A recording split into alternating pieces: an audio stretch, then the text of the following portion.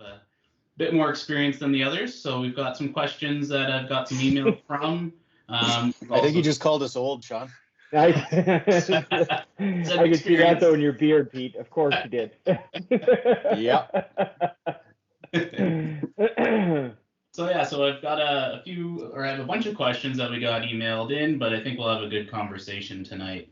And I actually was wondering though, Peter, how come we were the second people that were asked, you know? You know, we had to make sure it went well before we brought in the superstar.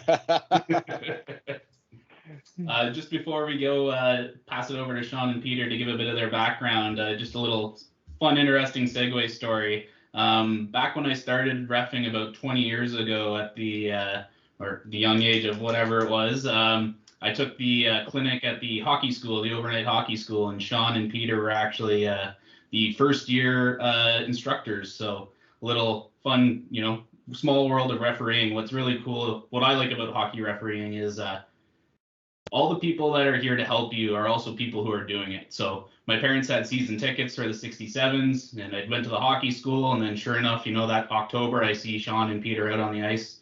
It's just such a small world, so always listen to what people are trying to do to help you, because they're out there doing it. So really cool little segue, small hockey world. I'll pass it over to Sean to start off. Sean, let us know a bit about your background. Yeah, thanks, Mike, and thanks, Sean, obviously, for putting this together, and Mike for hosting it. And it's funny you mentioned about the referee school, and I'm sure Peter feels the same today, giving a little bit of thought of what we were going to talk about. The referee school were some memories that certainly are ingrained in me, and a lot of fun, as an instructor and getting to meet different officials throughout the years, and then sort of see where everyone has progressed. Both Peter and myself working with different officials that went through that program of the referee school, which is always neat, and it's great to be involved that way too. So a little bit, I guess, about a background for myself and where I started, as probably most people that are on this call started officiating. And for those of you who don't know, John Reid is my father. So I was probably 12, 13 when he was the, sitting on an executive, and we were living in Ostrom, Ontario, and they needed some officials after Christmas, I think it was, for the IP program. And lo and behold, my dad said, you were going to start refereeing. And as they say, the rest is history, right? So throughout the years, just started in minor hockey, just like everybody probably on this call, and worked my way up. And really for me, it was a way, one, to make some money, which, when you're 12, 13, which we've all experienced, is a great little way to make some money on the side. But also to stay involved and learn a different aspect of the game from a different side and a different perspective from just being a player. So it progressed through that and continued to play hockey, played hockey in London when we moved to London, and refereed midget AAA and whatnot, playing Junior B hockey. Then we moved here to Ottawa roughly when I was 19 at the time, and I was playing Gloucester Junior A and for a little bit, but then Steve Slay was the referee in chief and giving me some Junior B games. And then at that time, things started to transition and started just focusing more on obviously the refereeing, as the hockey just wasn't panning out as a player anymore. So the next year I would have been, I think it was 99, Pete, when we started. It was 99 because I was looking at it the other day. We started in the OHL, both as linesmen, as they called them back then, but now lines people. And I've been in the OHL for 23 years as it is, and coming up to close to 1,000 regular season games. So, and there's a lot obviously that goes into that, and lots of stories and lots of details, but that's sort of my background and where we are today.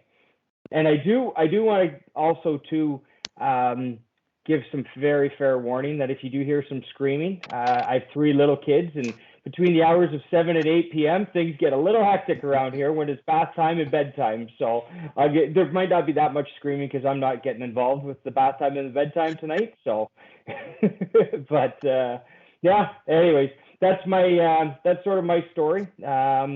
and obviously there's more to that though, Mike, as you'll dive into. But yeah. Awesome, thanks, Sean. Peter, how about yourself? I started in District 2. I was 11. We didn't know that there was an age limit on when you were to start refereeing, but everybody thought I was 16 anyway, so it didn't matter.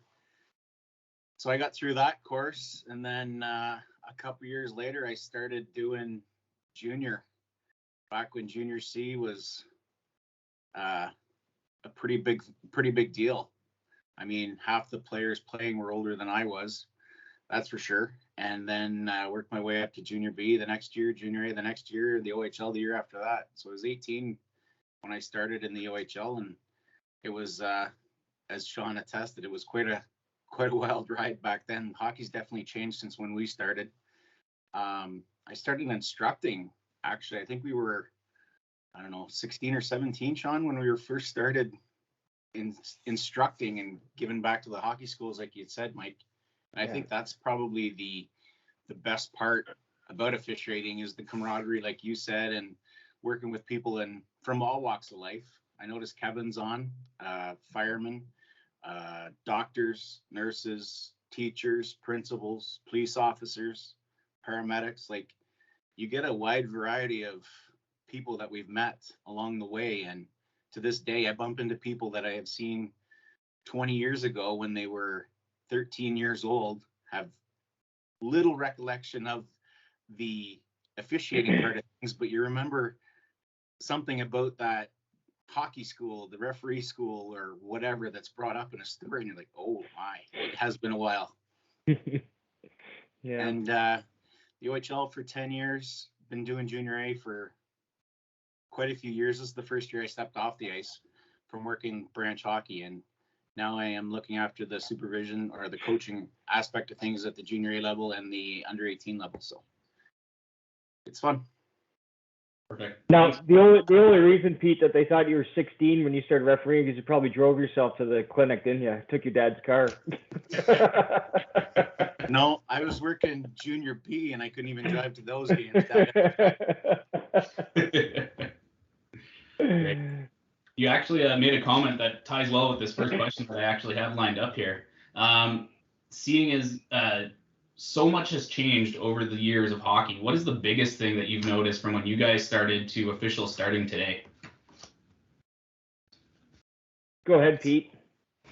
The biggest thing in hockey, sorry, Mike? Just reffing in general, or, referees starting off today. What's the biggest thing that's really changed from refs in the past to refs today? I think the major thing that I noticed is a lot of kids get into officiating that never even played hockey. And I don't know if it has to do with the cost associated to playing that has dramatically changed, or if it's a matter of kids that don't have an opportunity to play and then some way want to get involved, and now they're in the officiating part of it. Yeah. Yeah, you know what? I think from some of the experience that I have just with officials, that I currently work with, and just one of the biggest things that I see is people are always trying to move too fast, like really trying to jump up the levels because they see certain people maybe working different levels, and this person's working Junior B and Junior A and the OHL, and I should be there.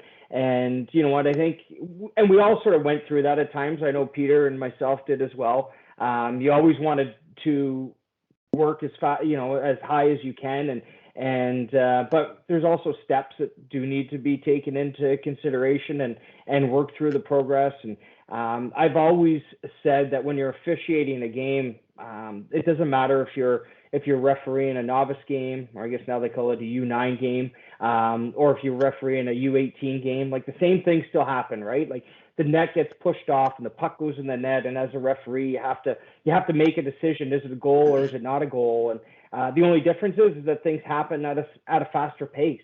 And really, I think the foundation that a U18 referee gets is making those decisions, when they do a U9 game or a U11 game, and so that they can react when it is appropriate at that U18 game or in an OHL game, because they've built that foundation. But that's really one of the biggest things that I see from a referee standpoint, that that that people really, they want to jump up. Like we always used to go through stages, right, Pete? Like you had to work like the finals in Pee Wee to get to Bantam, and then you had to work the finals in Bantam to get to midget. And it wasn't all of a sudden you're starting doing midget, and well, by Christmas time I'm ready to work the finals. That just really wasn't how it worked, right? You had to build up a foundation and work through that. And I know for officials that are working, U9 and stuff on a Saturday morning, it can be a little slow, but you're still being out there and building a great foundation for your refereeing career. Perfect. Yeah, some of the best advice we ever got was, it doesn't matter what level you're doing, that's the best hockey that the players are getting that night. So work to the best of your ability. And yeah, I don't know if that's changed dramatically over the years or not, but you try to instill that in everybody that you work with. Yeah. You guys are just crushing questions that I have here. This is great. No, there was a lot. Like you said earlier, Mike, we've been around a long time. Yeah. A lot of the questions that we did get from officials were directed towards, development and moving up and getting to those higher levels. And Sean, you just touched on it. If you were to give advice to those young officials, like one piece of advice, what would it be? I think as Peter just sort of alluded to, because we were taught that, was to one, work as much hockey as you can, because I don't think that, one, we don't get the opportunity to practice, right? It's not like we're players and we get an opportunity to practice. The only time we ever get to practice our skill is by officiating, and so that I think that's important. But it's really just remembering that each game you can learn from something. It doesn't matter the level of the game that it is. It doesn't matter the time of the day. If it's 8 o'clock in the morning, there's always things that you can learn, whether it's communicating with coaches better, or communicating, or just changing your mindset and your attitude. Because, hey, you know what? At 8 o'clock in the morning, your attitude might be a little bit different than it is at 8 p.m. at night. So it's getting prepared for those games and doing those. And I know you might sit there and sort of, roll your eyes, but I really think that's important, is that you work as much hockey as you can, because that's the only time that you can really develop your craft and your skills. And then that'll certainly help you throughout the way as you progress out there. What about you, Peter? Well, there's many things, and that's the hardest part, right? I just spoke to one of the most senior referees in our branch, who's probably worked the most games in the Central Hockey League, and he was saying he wants to go out and do more Junior B because there isn't enough games to go around. We're trying to expand our staff to get more people and development into the branch itself, and the problem is there isn't as much hockey as some of the guys want to work. So in order to do more hockey, you have to work at any level. And like Sean just said, it doesn't matter what level you're doing, you're gaining experience in every game you work. So work as much as possible. Perfect. On that, one question that we did get, especially now in this pandemic shortened season, and it might be more for those doing the central stuff or the lower hockey. How do you manage though your time load, so to speak, so that you're not getting mentally fatigued or physically fatigued? What do you guys do to ensure that when you are going out there for that game, no matter what level it is, that you're giving it that 100% and you feel 100%? Pete, how about you? Go ahead. Yeah, most guys aren't getting, what do you get on average, 2 to 4 hours drive to prepare for a game, Sean? Yeah. Whereas in the hockey that everybody's working in our branch, it's okay, you got school, then you got a part-time job after school, and then you're going to the rink and refereeing, or you're going right from school to the rink, or you're going right from work to the rink. And depending on the job that you have or the education that you're in, it's sometimes life gets in the way of the hockey game and vice versa. So you have to, when you do get to the rink, you have to be prepared to step on the ice and give it your all. And sometimes if you're not feeling it, there's nothing wrong with getting a replacement, because you're not doing anybody justice by working a game that you don't want to be there at, right? So sometimes it might be even better. Like, I don't know what John's take on this is going to be, but to have a 2-man system instead of a 3-man system where the one official doesn't even want to be there. So there's always hopefully a replacement when it comes to a signing. I don't know, Mike, what your district does. Pete, there's no replacements for a signing. Come on now. And for those of you that don't know, I've assigned for Gloucester since 2002, which is now 20 years. And I can tell you, Pete, there's no replacements for friggin' officials. Come on. Loads of messages in the next few weeks, Sean. I cut him off before he finished that, Mike. But and I think it does go back, and not to it just sort of, I think the biggest thing is that when I say work as much hockey as you can is really you have to reflect on what are you doing it for, right? If you're out there working 100 games a month, well, you're probably doing it for the wrong reasons, right? You're probably, okay, yeah, like then go referee men's hockey is sort of, what recreational hockey is probably a better thing, better suited for you.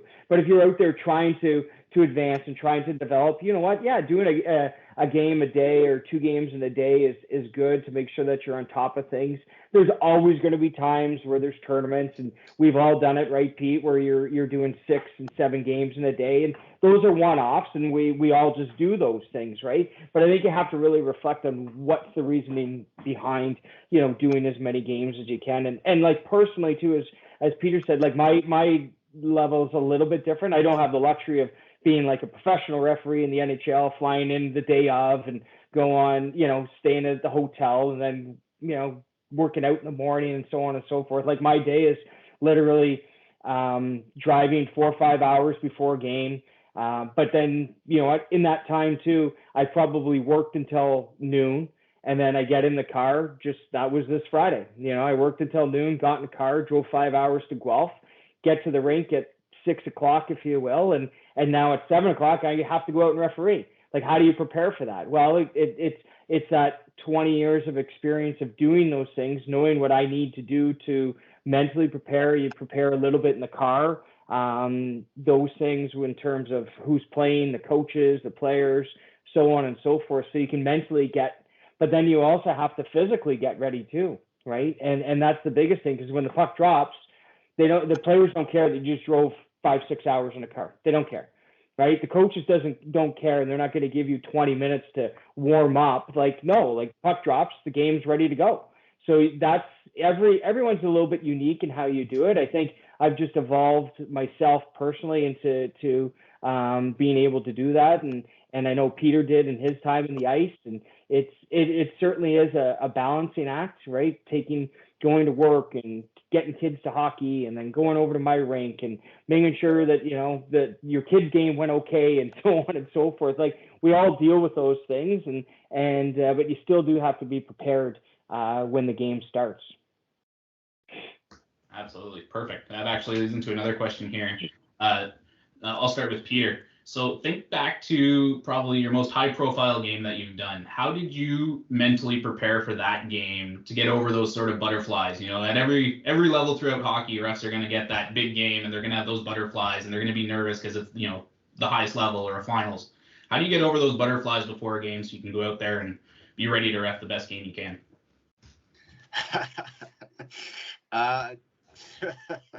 Everybody has their own routine, their pre-game routine, so to speak. I'd often go have a sit for 5 or 10 minutes somewhere by myself and just do a little paperwork, and then go back, stretch, warm up, and treat every game the same that way, so that when you do have a stressful game or a big assignment or a national tournament or whatever, it's all old hat, so to speak.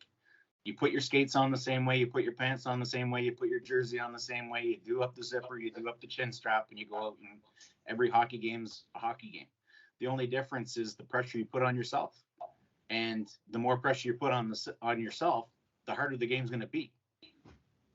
The more games you work. And that's why Sean alluded to it earlier. Like, you work a peewee tournament, what do they call it now? An under 12 tournament on Saturday, and you do 6 games. And then the finals are on Sunday. Well, you did 6 games Saturday. You got 2 games on Sunday. They're the same game. It's just a bigger deal. But stretch, warm up, keep your things the same. Every game then becomes routine. Yeah. And you know what? I think the other thing to keep in mind, and it's a process, right? Like the first big game that I worked, I know was certainly not, my mindset wasn't the same as it was now later on, the bigger games that you work in that.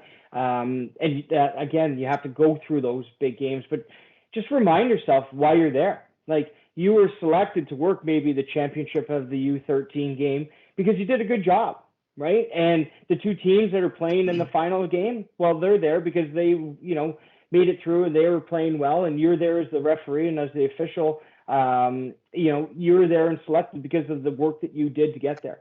So just there's no need to psych yourself out and to get into your head that way. Be confident in your abilities. Be confident in the work and the progress that you put in throughout the year. If it's a finals and the league finals, because you've been selected to work that far.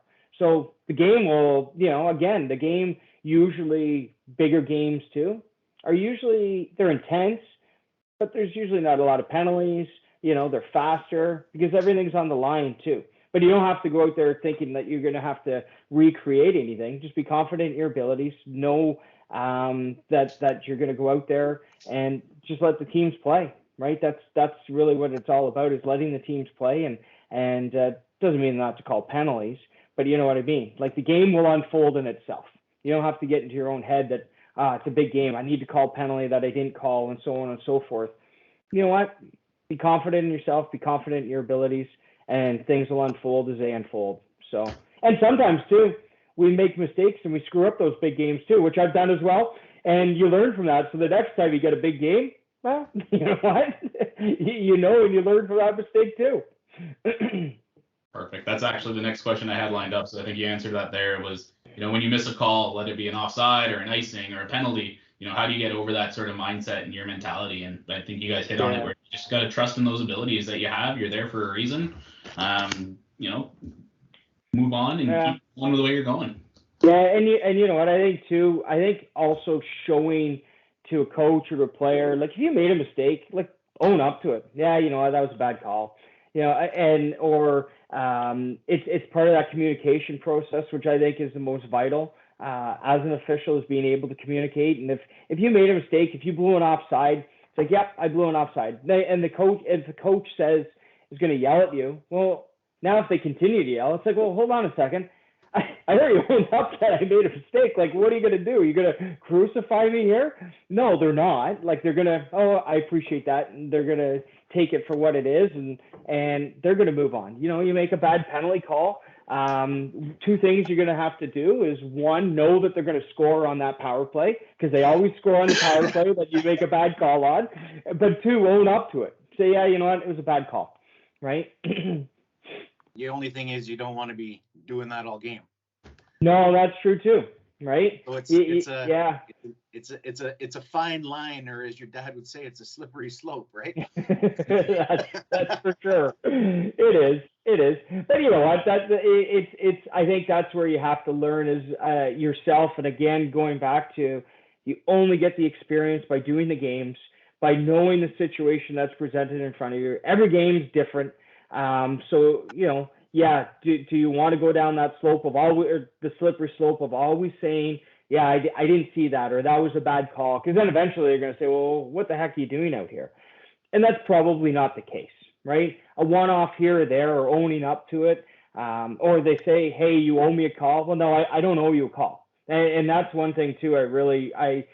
We've all heard that. Well, you owe us one. I don't owe you one. If there's a penalty, I'll call it, but I don't owe you anything. I owe the game to call the game the way that it's supposed to be called.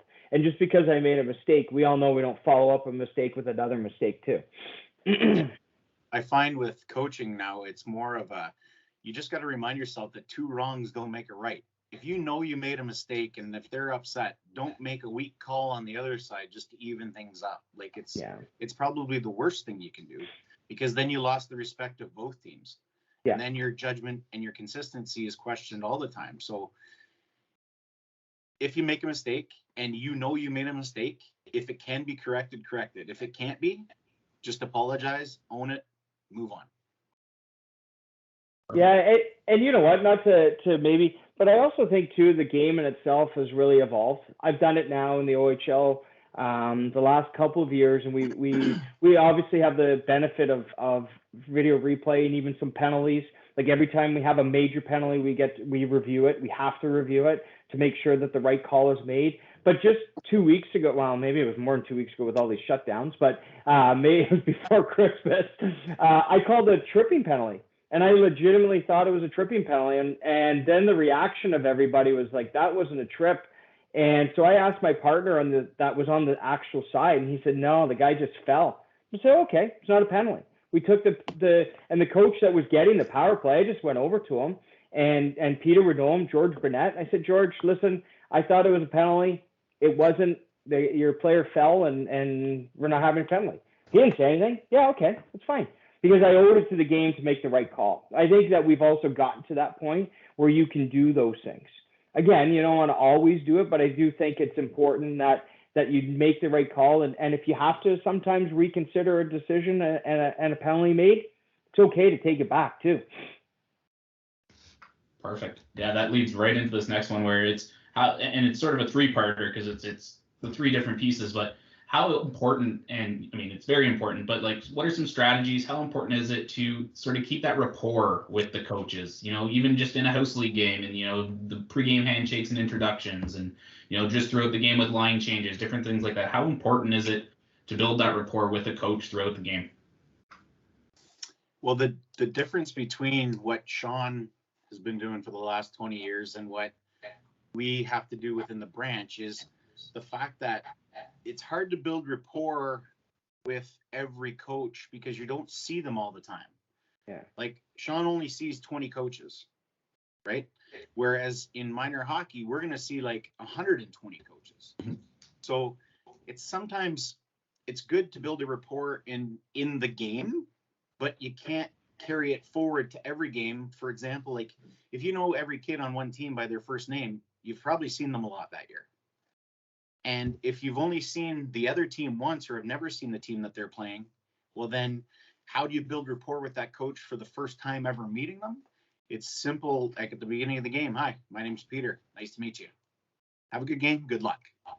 Now coaching minor hockey, like to bring it into the officiating aspect, like we were just in Barrie before the last shutdown, and it was the guy came up to us, approached us, and said he just wanted to let everybody know that he was here to call penalties, and this is all he was gonna do. So what happens if you say that to a coach? I'm here to call penalties, and you miss one. So is that building rapport, or is that setting yourself up to fail? Yeah. So there's two ways to look at it. Rapport, I think, and communication is key, but don't go overboard. The same aspect. Sean? Yeah, and I think the rapport you build up over time, right? Whereas like that situation where I took back a penalty, maybe a first-year official wouldn't have had the same outcome, right? That's 20 years of me having a rapport with George Burnett over the years, and he knows what he's going to get with me on any given night. Or not, so that's simple.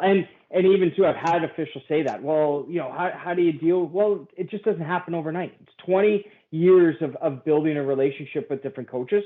I don't have that with a new coach that comes into the OHL, right? I have to build that over time. And so for someone who's working minor hockey, like Pete nails it right on the head, and you can't do that. You see 120 people, but what you can do is the simple things. Hi, you know what? I'm Sean. Nice to meet you. Have a good game. That's all you really have to do. And then the next time, maybe if they have a bit of a question that's worth talking about, well, yeah, you can entertain it. Those types of things. That communication piece, I think, is important. But the rapport and that just you build that over time, which is sometimes very difficult to do. And as people progress throughout their years of officiating, that starts to develop because they remember, oh yeah, you know what? Peter used to referee me in U12, and now here we are in U18, and that starts to grow obviously over time, but it doesn't happen overnight. But what happens is knowing that you're a good communicator, knowing that you make good decisions, and being able to be able to communicate those decisions that you've made to the coaches, I think is certainly valuable. Like the one of the questions I think you just was in that 3-parter. For me, like communication is bar none the most important thing as an official. And it doesn't mean you have to explain every call. It is sometimes verbal communication. Sometimes it's just your body language and your nonverbal communication, but people know what you're going to get from you out there, and being able to develop those skills. And that's why I really think that, like, for a young official that's coming up and maybe you're 11 like Peter was when he started, or you're 14, like, you're developing life skills that maybe some of your peers and your friends aren't having that opportunity to develop, that you will continue on and use throughout your life. And without a doubt, will you go on and referee in the National Hockey League? Most likely not. Right? Not to put anyone's dreams to shatter them, but like, that's just the reality. But you can look at it like, hey, Peter and I had those aspirations, but it didn't happen. And I guarantee, just like myself, Peter every day uses his communication skills that he developed at a young age as an official in his job, in his day-to-day life, being able to explain decisions that he makes. And I really think that it's actually invaluable experience that anyone can gain out there. Sorry, I know I went off a little off topic there. Well, that's perfect, because it actually ties into the next part of it, and it's a good point that you were hinting at, especially at minor hockey, is we have that whole battle of curfew all the time. So too much communication might cause more problems than what you want to be solving. How important is it? How important and what kind of different things would you use when talking with the players and to keep the game flow going, to keep, different things like that in the game, keeping maybe penalties avoiding? How would you talk to players throughout a game? Again, it is a little bit different. Like from my part, I tend not to talk to a lot of players, and it's just, and if I do talk to players, it's more during a line change, right? So I'm not slowing the game down. If I need to talk to somebody, hey, watch your stick or do this, like, I'll put myself in a position that I know that they're changing and we're skating this way. And I'll just say, hey, Mike, you know what? Like, you're hooking that guy a little bit there. Like, come on, keep your feet going, right? And it's done, it's dealt with. And it keeps that simple things to keep the game going. Even if it's communicating with the players that maybe it's a face-off and you're just there beside the bench, right, in a 4 official system, or as a lines person, you can say things that don't slow the game up and keeping that communication going. If like as a lines person that the centerman isn't putting their feet properly and they're sitting there on the bench and you're waiting for your partner to drop the puck, like, it's a simple thing, like, hey, Mike, come on, put your feet in properly in place, put your stick down. Like, it's all evolving that way. And I really, to me, like, that's how I communicate with the players. I don't spend a lot of time communicating. And when I have multiple penalties and so on and so forth, and I always did this in minor hockey too, took some time to learn, I never explained to the captains, because I'm going to call my penalties at the timekeeper's box. I'm going to turn around and I'm going to just say to the 2 captains that are standing there, I'm going to talk to the coaches, and I go and talk to the coaches. And I tell them, this is what's going on. You know what? Bam, bam, bam, bam, bam, bam. Let's go.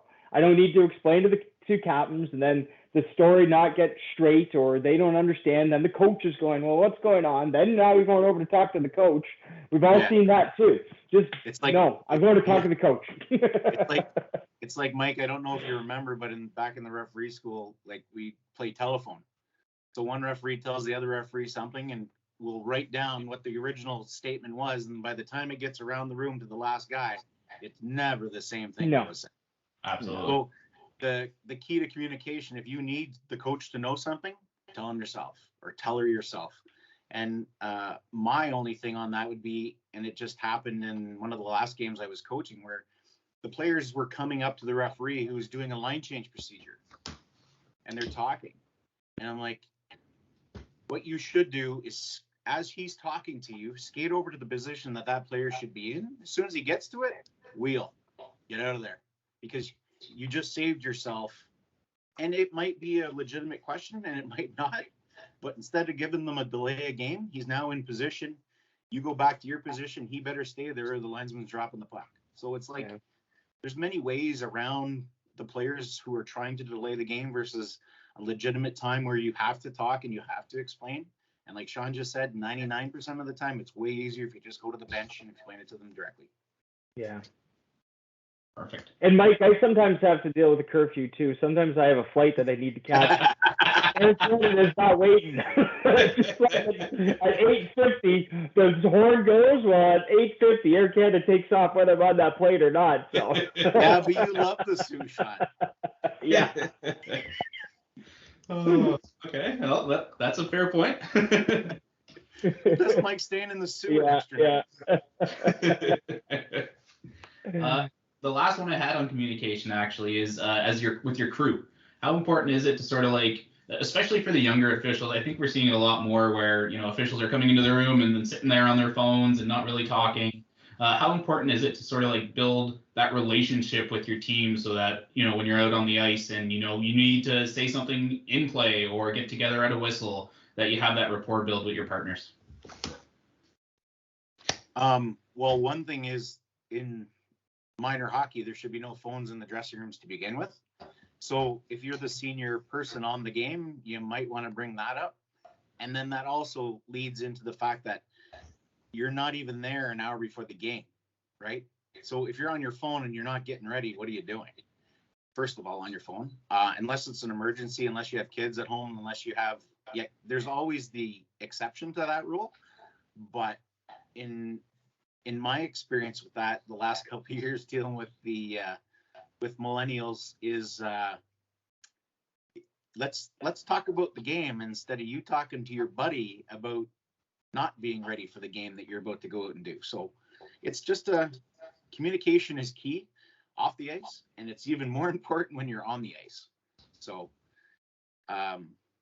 tips and tricks that way is strictly like, just put your phone down. Let's talk about what's going to happen out here on the ice for the next 50 minutes or the next hour and 20 minutes versus what's going on in your personal life that's going to affect what you're going to do out on the ice.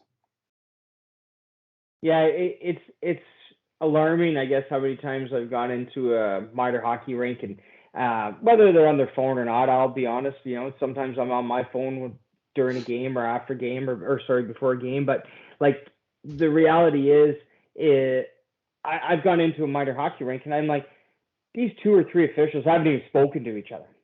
And they don't even know. And as a signer, sometimes I'll get a call, well, who are you with?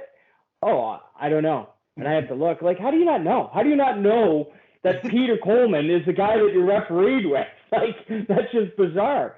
But that is I really think one of the biggest things that's lacking out there is building that camaraderie and knowing that you're going to have to go out there and work together. So yeah, you know what, maybe it is taking 5-10 minutes.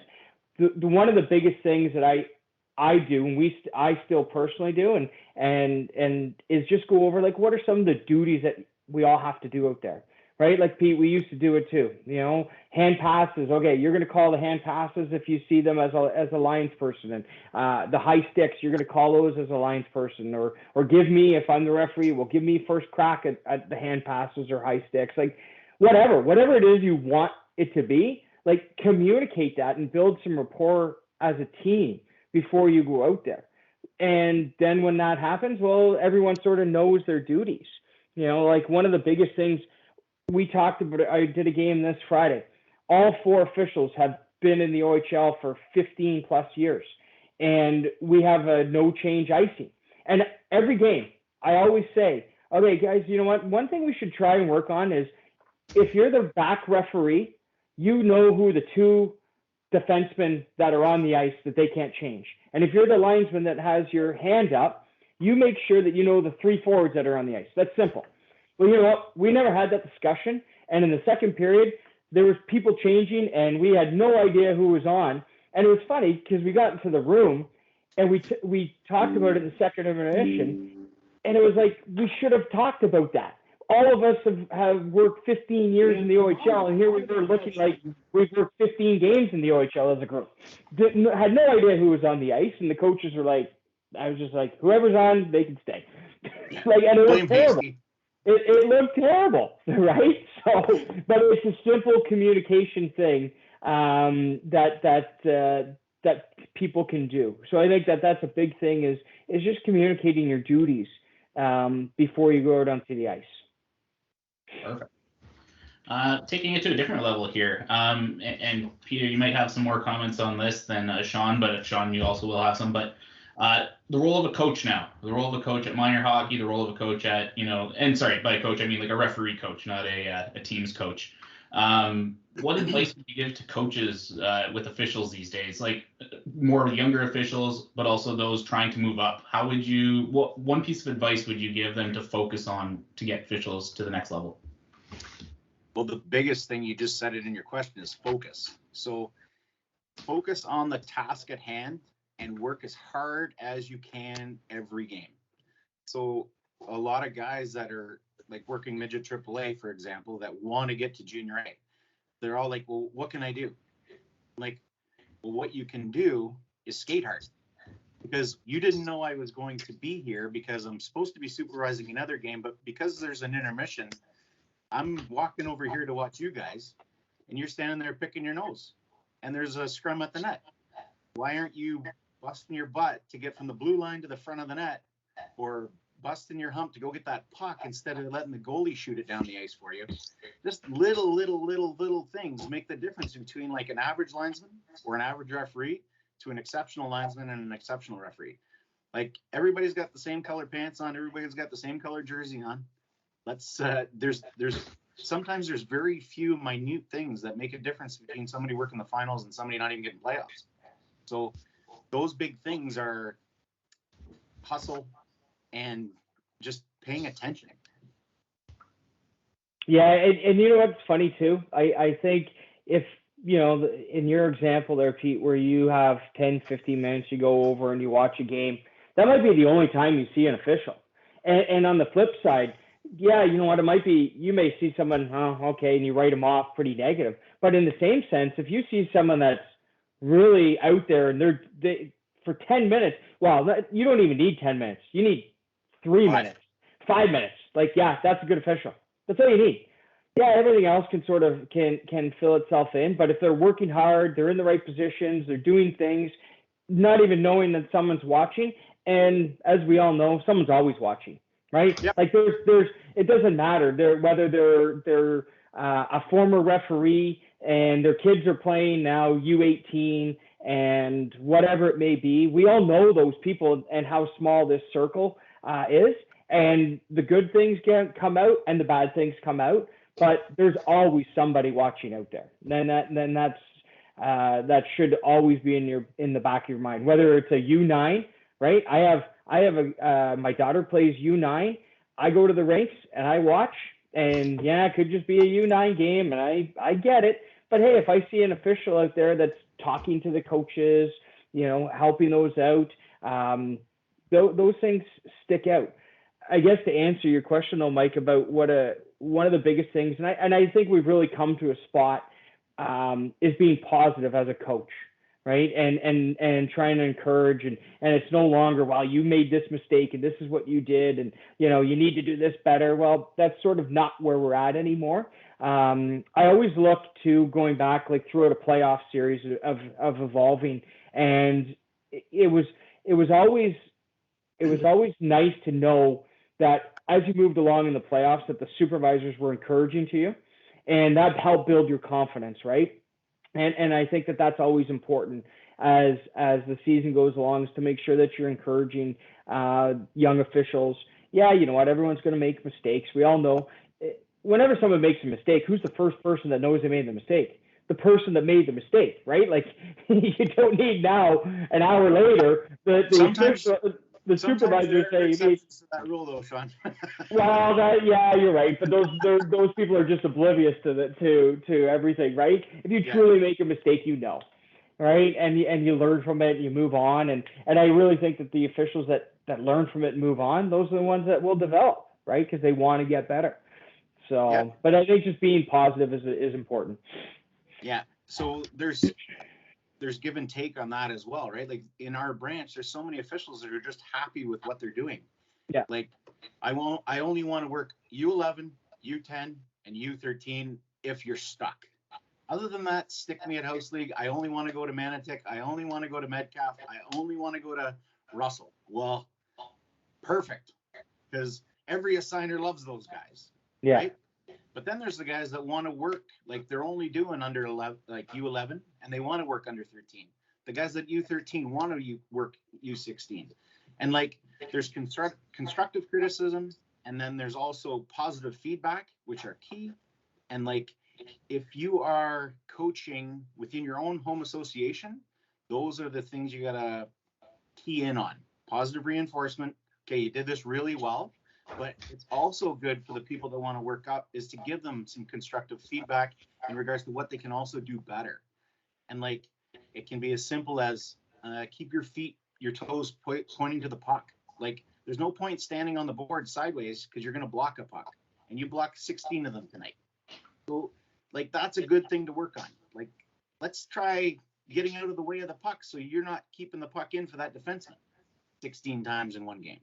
Or, you know what? It's icing. If the puck's shot from behind the red line, you got to put your arm up every time. Yeah. Sometimes it's just little things for somebody to work on that's maybe they're not noticing. Maybe they're not yelling icing. They're just putting up their arm in the air, or whatever little thing it could be. That could be something that could really help that official just at the level they're at. Pete, what was the average amount of times you got hit with the puck as a linesman? Oh, I got stitches out there.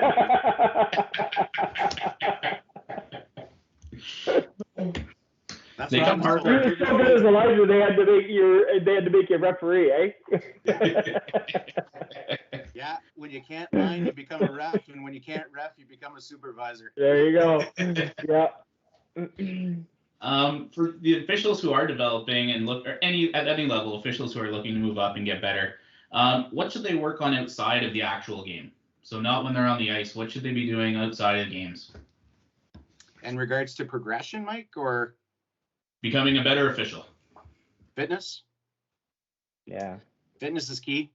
I don't know. My 7 knee surgeries have caught up to me, so that's long gone. But Sean still runs every day. Well, not every day, but I only did 8K today, Pete. But no, you know what? Fitness is obviously is huge, and I think as we have younger officials here, but that probably play. And I'll be honest with you too. If you're looking to move up, the last thing I think someone should do is stop playing. And if you should always play as long as you can and at the highest level that you can. Well, and really I say this for 2 reasons. One, you never get those years back of playing. You know, like I look back even myself personally, like I quit playing for Gloucester when I was 19 years old because one, I was sort of fed up because they were brutal. I think Coleman usually screwed us with so many penalties, but I wanted to just referee. And you know what? Lying, man. Yeah, you really lied. It was Loney that was always screwing me. So, but really, it was. But that's the true thing, and I can never take that back, right? Like I can't take back going back and playing, and so I always say to people that refereeing will always be there, and this might be a harsh reality when I jokingly said earlier too about making it to the National Hockey League. Like if anyone's really followed the National Hockey League and who they're hiring now, they're only hiring ex-players and high-level ex-players. So again, not saying that you'll never make it to the National Hockey League, and because things may change, they may say, you know what, this plan isn't working, we're ripping it up and we're going back to people developing throughout the levels and so on and so forth, right? So, but if you can work as play as far as you can, for as long as you can, I think that's a true benefit to you as an official. But the other thing on that too, even when you're playing, you're learning. Yeah. From the officials working the level you're playing. So if you're playing a level higher than you're officiating, that's key. So the speed of the game is faster at the higher the level. The higher the level, the more in depth everything is. So if you're looking to move up in officiating and you've never played at that level, it's very hard to adapt. You're almost 2 steps behind what somebody that played at that level who comes into officiating is at. So it's one of those things. Absolutely. Great tips. Another question that we actually got, what resources do you guys use outside of just, the rule book or the courses? Are there any, Facebook groups that you're in or your partners? Like when you have like a question that you want the answer to, where do you guys go? Well, I mean, I'll be honest. No, I don't go to a Facebook group or anything. You get to a point where you don't need to do those things, but there's lots of resources out there for people that do, and I just go back to both Pete and Ike, and I don't know, Pete, you can probably attest to this. Like back in the day, we just had a group of friends, right? Like our camaraderie. Like I look back at the years of when I started in the OHL and refereeing Junior A and Junior B, like we just learned because we all wanted to learn and grow together, right? And we were all friends and we all did things together throughout the summer months, and we did that as a core, and we supported one another, and we always pushed one another, right? Like to move along. Like that's how I always look back on our development back in those days, Pete.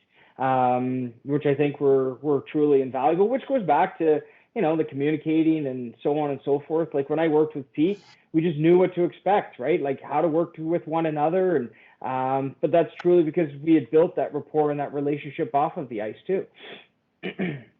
Yeah, I think it helps when you, like, for the progression that we got to, because there was lots of competition at the same time, right?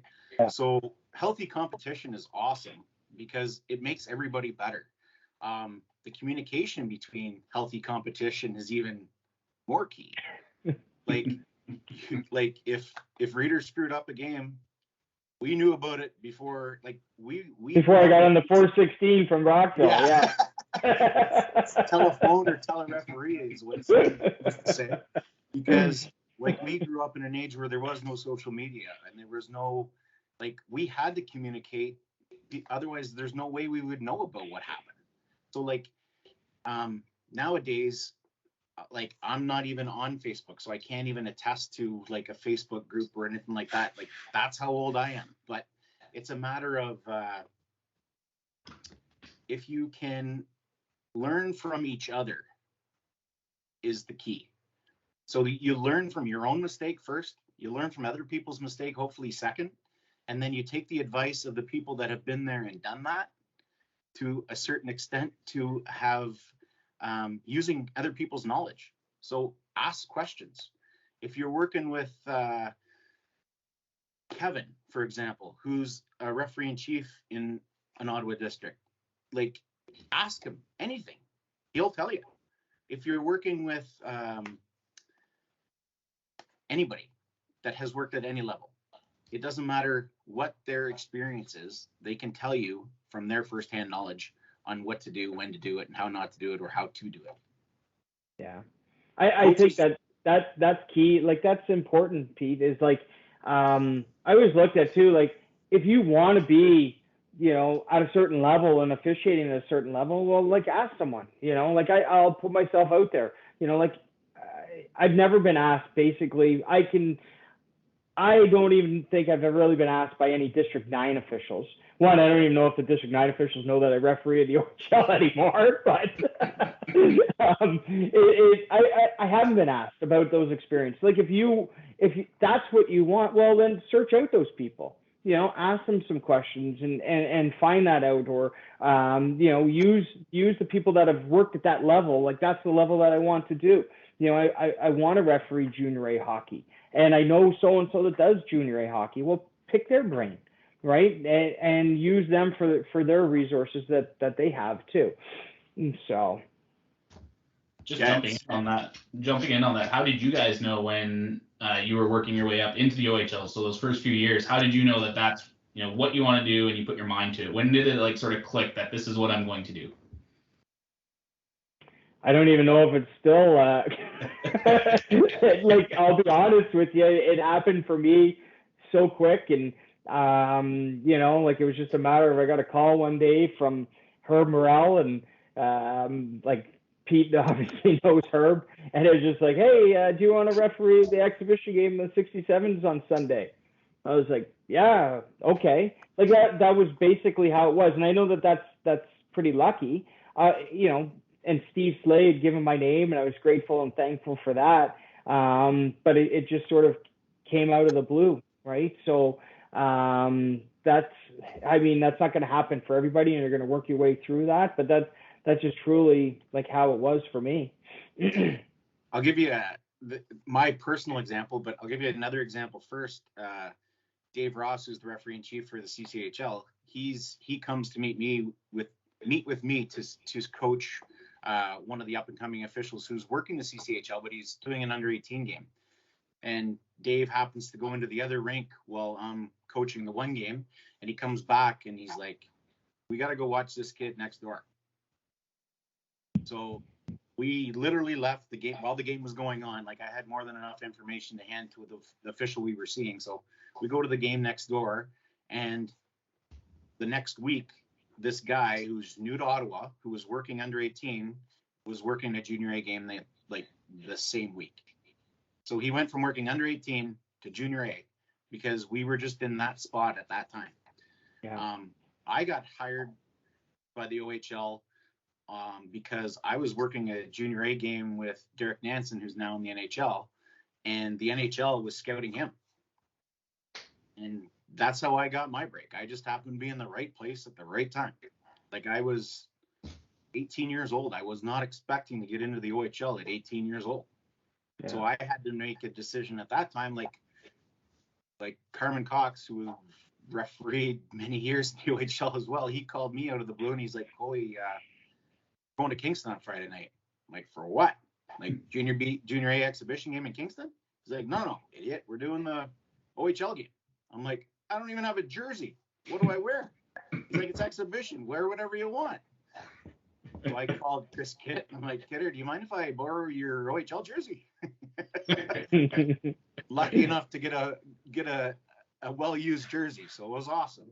Yeah. But that's how I got my break. So just right place, the right time, and if you work your butt off in every game that you do, that person that's there, like, I've probably got 12 phone calls this year from players, like, who are not involved but are coaching on officials working games that should be at a higher level.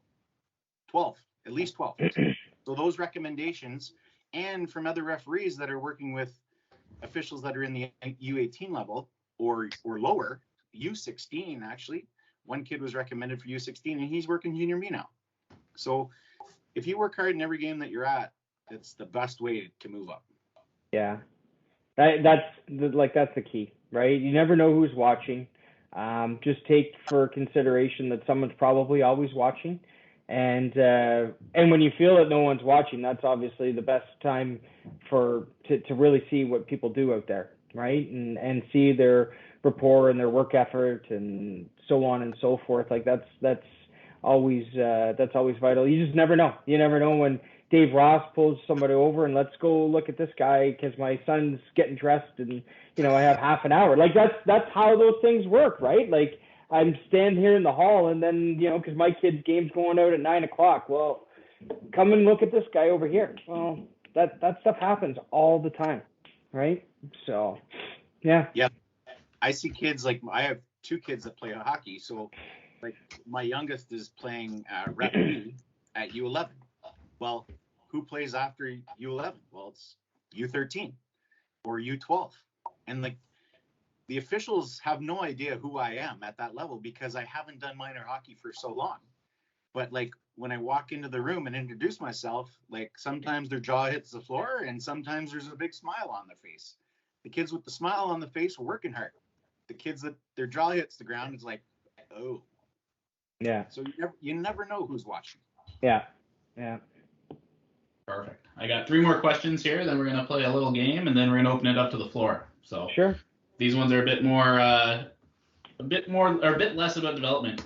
Your top referee moment from your career. Let's start with Pete. Top referee moment. Well, my top referee moment. I have many top moments in regards to awesome experiences. Like I've done a national championship at the CIS level with Reader. I've done Canada Games, refereed Sidney Crosby. Like I've done many big OHL games, playoff games. The highlight of the career, though, was doing a Junior B game with, I think it was 16 OPP officers, dog pepper spray, and numerous things that were chucked at us. Was Chris Kitt refereeing that game too? No. Mr. Luke Comtois was the referee, and Nigel Pelche was the other linesman. And like I said earlier on, like I wasn't even old enough to drive to that game.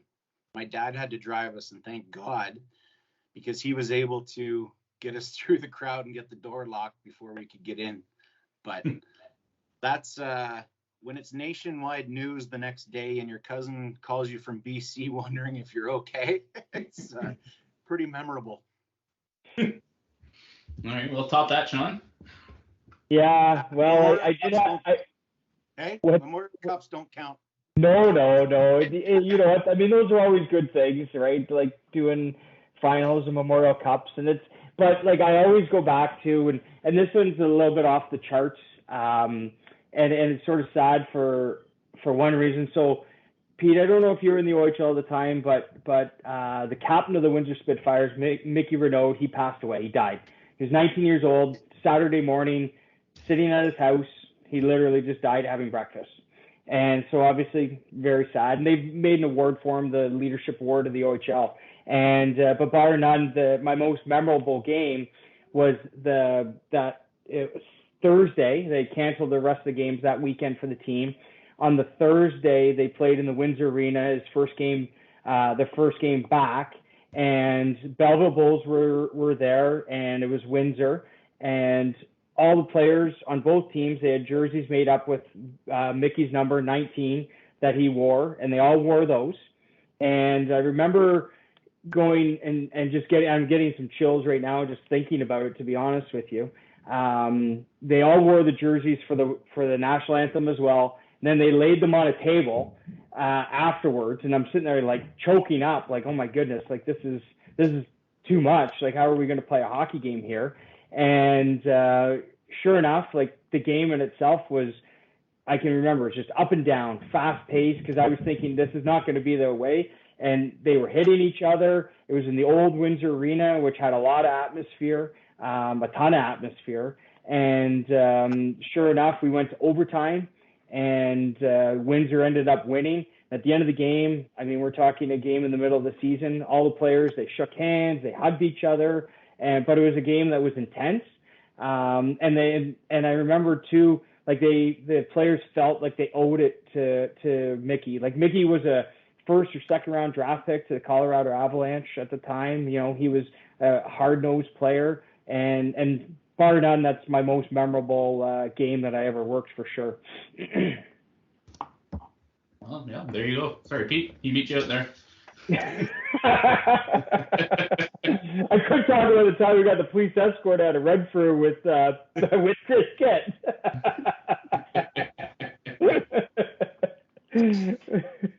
Who is the best player you've ever seen live, and are you ever surprised when certain guys don't make it to the NHL? Corey Locke, I'm still surprised he never made the NHL. The hands on that kid, wow, crazy. Chuck, that was actually mine too, jackass. What did the guy win? Like 2 OHL championships or like 2 CHL scoring titles? And never. I know. And we were lucky enough to do 90% of his games. Like, yeah, crazy that kid never made it. But that's back in the day when size mattered, right? So yeah, I don't know, today's day and age, if that guy was still playing, like if he was upcoming now, he'd be making $12 million a year. I can guarantee it, because unbelievable hands. But like we were lucky enough in an area, like we did Stamkos, we did Spezza, we did like you name it. I ref Crosby in the Canada games. He was 15 years old and stick handled between 5-6 players' skates and a standstill motion in front of the net. The goalie's looking for the puck. He pulls it between 4 different players' feet, puts it top shelf, and the goalie still can't even find the puck. So it's like, that was pretty damn cool. Stamkos playoff game in the Sioux. Sarnia was playing the Sioux. I happened to be up there and lucky enough to get a game up there.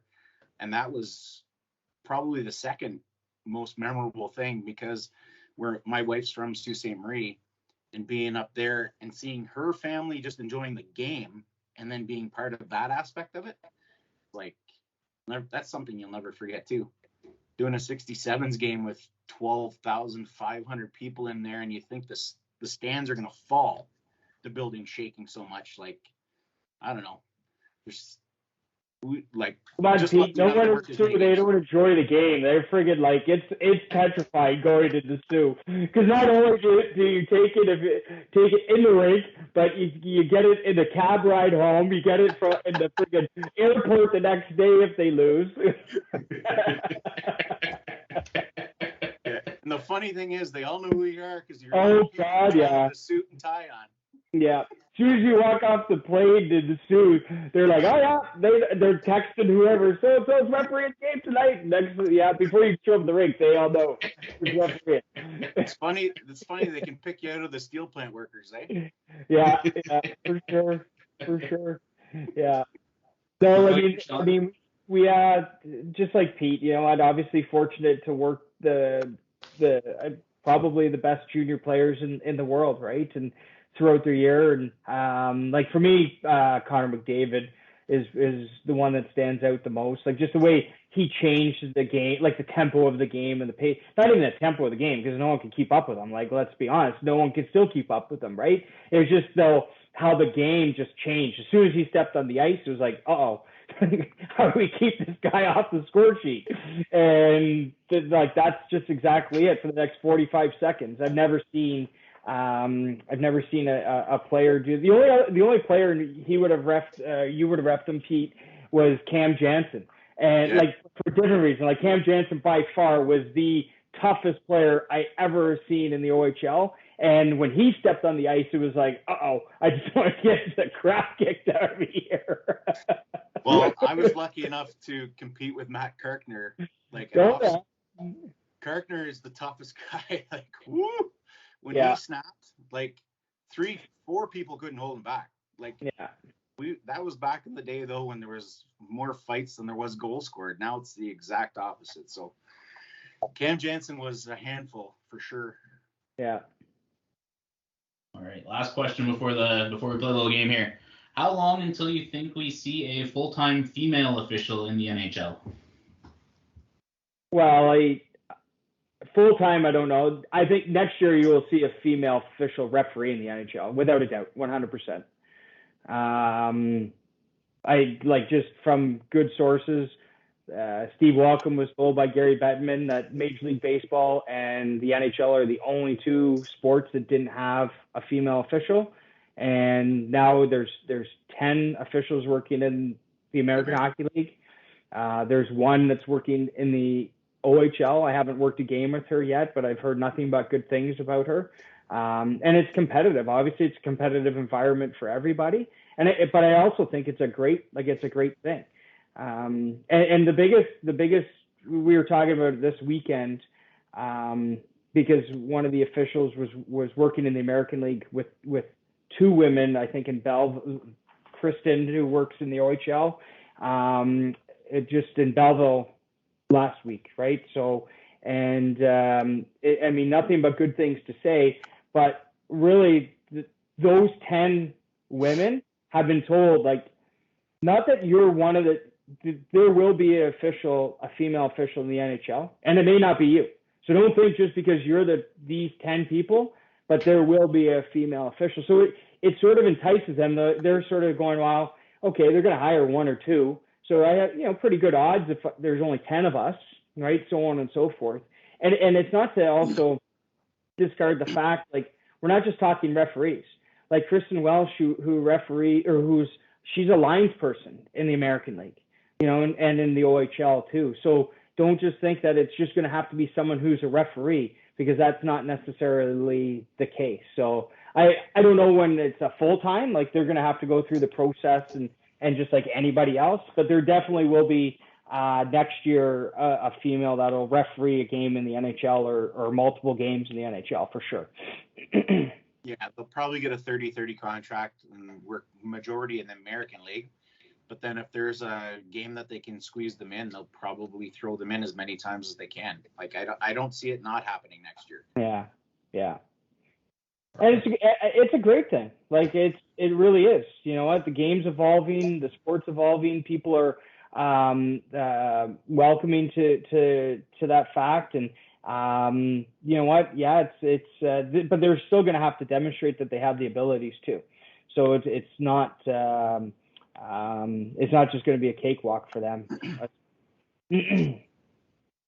Perfect. Yeah, no matter.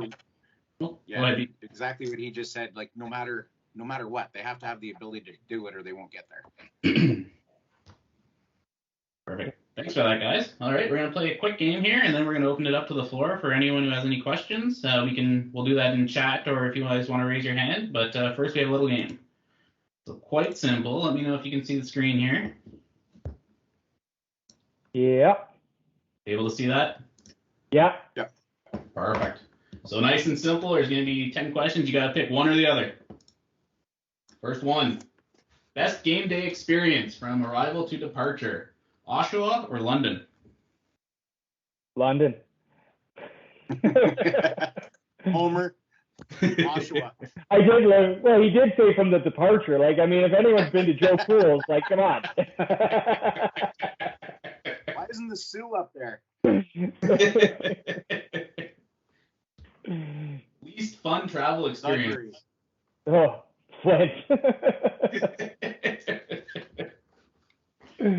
Split so I don't far. know, Sudbury. That trip in the motorhome to Sudbury was unbelievable.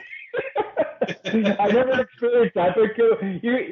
I wasn't in that game, but you got to tell that story. Come on, 2 seconds. Tell that story. Here we go.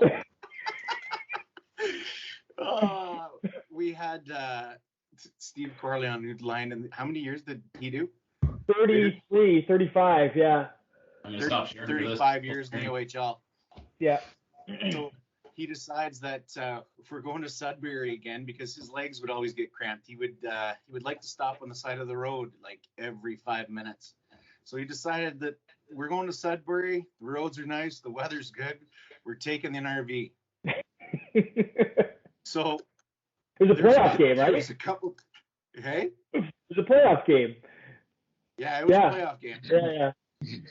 I said the weather was nice. I didn't. Yeah, it wasn't preseason. Yeah. So we get up there. We do the game. We have a blast. The experience, the ride up there was fine. Not like just like any other road trip. More laughs and good times than anything else. The ride home was absolutely priceless because, well, they made me drive, being the rookie. The referee, who was a senior referee, obviously working a playoff game, and Corley, like, there's nothing better than a post-game beverage. So with the bathroom on the bus, so to speak, it was one of the most memorable experiences ever. And they got into a wrestling match in the back of the bus, and we were going through a construction zone. I said, boys, like, you're kind of rocking the RV, and there's only about maybe 2 feet on each side of this thing. You want to simmer down? Well, the side door might have got almost open, and somebody nearly got thrown out. Let's put it that way. I had to pull over on the side of the road, straighten things out, put them back on the bus, and then we were off from there. Yeah. He also brought that RV to training camp the one year too. There was way more than 3 weeks in it that time. Yeah. But to answer this or that, I'd take Sudbury. Sudbury, okay. Coach you would avoid or try to avoid getting mad. Killer or Hunter? Oh, Killer, 100%. 1,000%.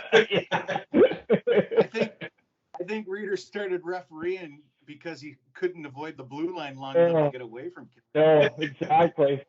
100% Brian Kilray. Intimidating. That's for sure. Is Paul trying to ask a question? Or is he just waving at us? Yes, I am. I get asked, you hear me okay? It's not question time yet, Paul. Jeez. I'm learning this stuff.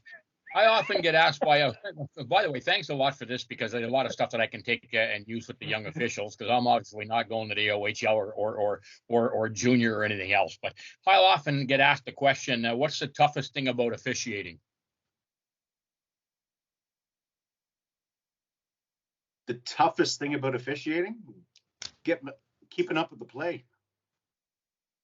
Well, that's Paul's toughest thing with officiating. Thanks, Sean. You're right, though. You're right.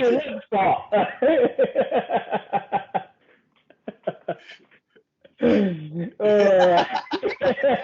the referee in chief, Kevin. I mean, honestly, I don't know. It's tough to say. There's so many different things, right? Depends on what you want. Like, for me, and I don't know about you, like the toughest thing is actually moving up the ladder, right? And then as you move up that ladder or the pyramid or whatever, like it gets smaller and smaller and smaller. There gets less opportunity. Like that's bar none. Yeah, maybe the games in itself is tough, but that's why I think you always have to remember the process that you go through and enjoy the experiences. Like enjoy the moments that you're in. As much as, Pete and myself would have loved to have been in the NHL, like you can't take away those memories of going to training camp and friggin' RV or, like the different, those experiences. Like those are memorable life experiences that hopefully everyone has their own experiences that they enjoy and that they're memorable. Whether it's working the Bell Capital Cup with, finals or so on and so forth like that. But to me, the hardest thing is once you start moving up the levels, you really see how hard that competition is to get to a level 4 to a 5, to get to a 5 to a 6, and so on and so forth, right? And I think the hardest thing for most young officials that are like just up and coming, so like the kids that are working initiation and novice, or sorry, U9, U10, U11, U12, the rules. Yeah. So like you're not going to get the line brawl in an initiation game or the half ice novice game. You're not going to have that experience. So you have to know the rules if you start working Pee-wee, band, and midget, or under U12, U13, U14, U16. Like if you've never experienced that and you want to start working U18 or U16, you have to be prepared for the things that have never happened to you yet. And if you know the rules, if it's never happened to you in life experience or game experience, at least you have the knowledge of what to call when it does happen. Yeah. That's Perfect. the advice I'd give them, Paul. Can we get back to the game now, Paul? Yeah. Sorry, Sean. Yeah, this and that. Sorry, what was that? I want to reminisce about my trips to Flint. Which are few and far between. Yeah, no. Thanks, guys. Sorry, no problem. Yeah. All right. A few more of these. Favorite call to see made? Penalty shot or misconduct? Well, not a misconduct. I like the penalty shot out of that. Yeah. Same with you, Pete? Same. Well, first one you guys shared there. There we go. Favorite arena snack when coaching? Popcorn or the hot dog?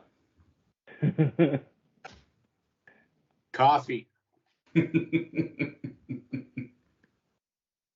go with the popcorn. Definitely popcorn. Yeah. Haven't had too many good arena hot dogs. If you had to, I don't think I've ever, believe it or not, I don't think I've ever had an arena hot dog. I don't believe it. I know that's hard to believe. If you had to bring back one of these rules, which one would it be? The two-line pass or the trapezoid being gone? For me, the trapezoid being gone. I would have to agree on the trapezoid. The old two-line pass, it would slow the game down, I think, now way too much. Yeah. I think the trapezoid, if they took that away, I think the game would even be faster. The only problem would be somebody getting killed. Yeah. There's reasons for it. Tape or no tape? Tape. No tape. Ooh, there we go. No tape at all. You didn't line long enough. Nope.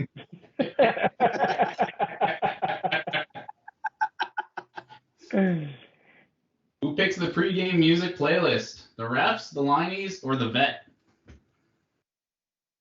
Well, the playlist, I try. Well, I mean, in the car or in the room. In the room, we don't really have any. I don't have a playlist. Sometimes though we have a TV, and it's always the vet who gets to put on like the football game or the hockey game that's on. Gets to choose. You got it. The vet, Yeah, but you can always go. The vet always gets to choose whatever. There we go. And definitely not the lining. You wear Under Armour under the jersey or Au Naturel? Reader. Well, I'm looking at not Au Naturel like that. And certainly no body armor, just a t-shirt. That's for sure for me. I don't wear elbow pads or anything. Reader's the only official I know that can get ready in 1 minute and 38 seconds. True story. You talk about I can't even tie one skate and he can get fully dressed. Talk about the big game preparations. That's why you don't change anything. I still get dressed. I start getting dressed at the 7-minute mark before we go out on the And if I'm not fully dressed by the 7-minute mark, I ain't making it out there. I think we got one more. Best golfer. Oh, certainly not me. I don't even know if it's Peter the leader. Wow, where did you get that mustache picture? That was Apparently you got Twitter out there. You must have raised a lot of money that year for November, eh? I did.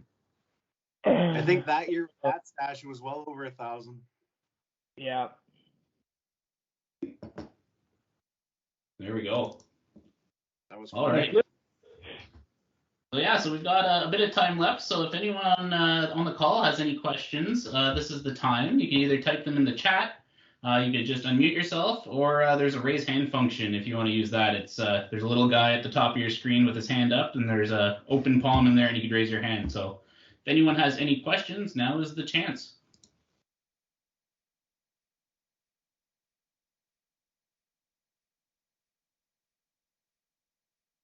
Well, that was easy. We bored everybody. Yeah. No one wants to go first.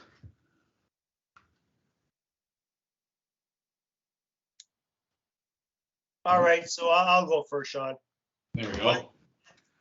So, being the newly minted D9 referee in chief this year. So first of all, I know both Peter and Sean. By the way, you guys don't look a day over 30, as I don't as well. You look fantastic. Bringing up the names Carmen Cox and Chris Kitt, I forgot about those names. Much appreciated, because they both yelled at me quite a bit, but it was all good. Much appreciated you bringing those names up. So one of the big things that you touched on, and you did a good job, and I want to reiterate it, because if there's like some younger officials on this thing, I want you guys to expand on communication. This is really, really big with our young officials, really, really big. And I get numerous communication from them. They're scared. I'm going with younger officials, obviously. Of course. And I'm just looking at a point where and I communicate with them and whatnot. However, they're scared, they're nervous. I'm trying to do an education program through D9 with the associations and having the head coaches owning their bench and not the assistant coaches and everybody else coming at them. But any more information or just little tips and whatnot, and I know it has to do a lot with confidence, but you know what? You guys have been around a long time. And not as long as you, though, Kev. Well, yeah, well, yeah. I complimented you at the beginning. Keep it to the compliments. But the communication, just the communication with the coaches, these young officials, they go out, they really try and do a good job. I know they feel a lot of pressure. And we're not going to solve it like this, but I'm just looking, you know, you were two senior officials. If you could just touch a little bit more on the communication style. You know what, you touched on the fact that owning your mistakes. That's huge. I think it's fantastic. And I just want you guys, this is an issue I see, and I think it needs a little bit more attention. And coming from you guys would be fantastic. Thank you. I'll mute myself again.